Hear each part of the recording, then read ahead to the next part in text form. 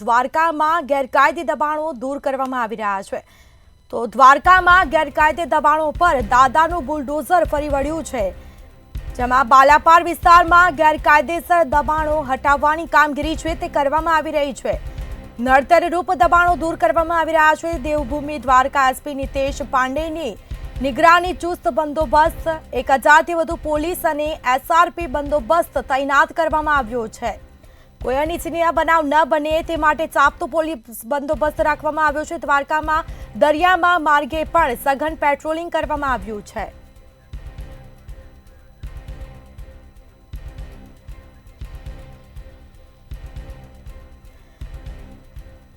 તો આપણી સાથે એસપી નીતેશ પાંડે જોડાઈ ચૂક્યા છે. જી સર, મંતવ્ય ન્યૂઝમાં આપનું સ્વાગત છે. તો ગેરકાયદેસર દબાણ ઉપર દાદાનું બુલડોઝર ફરી વળ્યું છે, આ મામલે આપનું શું કહેવું? બેટ દ્વારકામાં બાલાપર વિસ્તાર છે, એમાં જે ગેરકાયદેસર દબાણ જે ચિહ્નિત કરવામાં આવેલ છે એને કાયદેસર કાર્યવાહી કરીને અત્યારે દબાણ કાઢવાની પ્રોસેસ ચાલુ છે.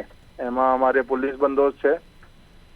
પોલીસની કુલ 1000 જેવા માણસો અત્યારે અહીંયા તકેદારીના ભાગરૂપે બંદોબસ્તમાં છે, અને તકેદારીના ભાગરૂપે અમારા SRPના જવાનો, MTFના જવાનો પણ એમાં સામેલ છે, અને સાથે સાથે દરિયાઈ પેટ્રોલિંગ પણ ચાલુ છે.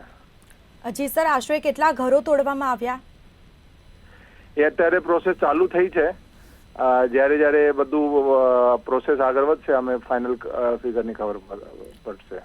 જી સર, અમારી સાથે વાતચીત કરવા બદલ આપનો આભાર.